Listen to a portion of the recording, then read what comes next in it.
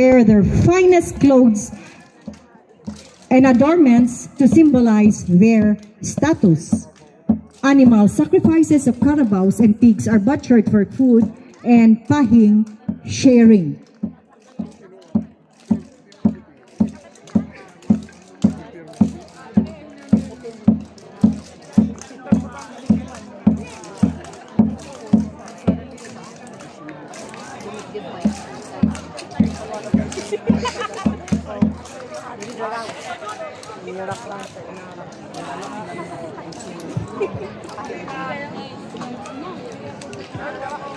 Performance starts now. During the Gotad, the couple, which would be presented in full traditional regalia, as this day confers them the status of Kadangyan. The highlight is the performance of the Pagadut, or wedding dance, to the beat of the tobab performed by the couple, together with their takdul, or sponsor, who must have also undergone the rites. The Mungapa, a wise man, gives blessings to all participants and ends with a yell of Hahagiyo, a sign of affirmation.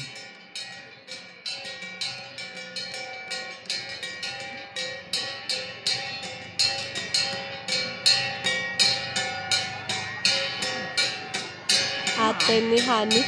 Oh, pass.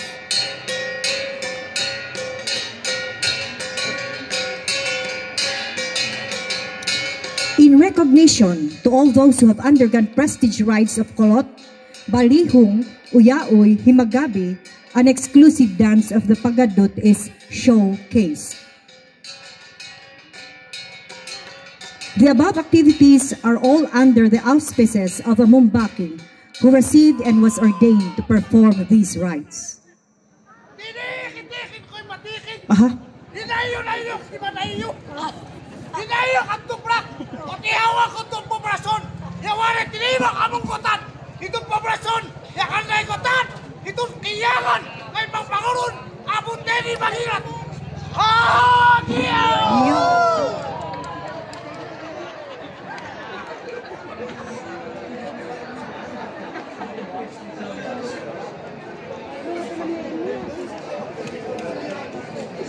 For those who has not undergone any rites, a festival dance is called Dinuya is announced for everybody to participate.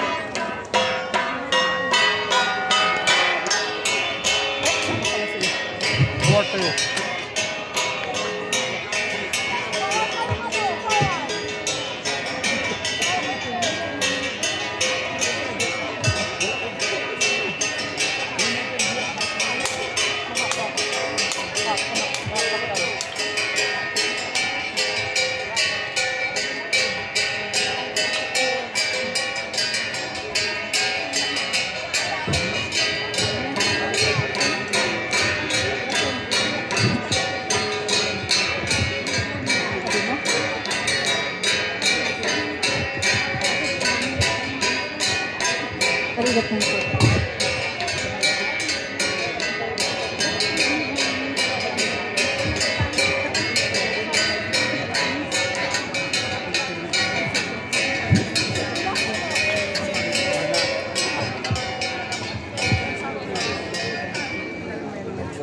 you very much, Barangay Tuplak, for that cultural performance.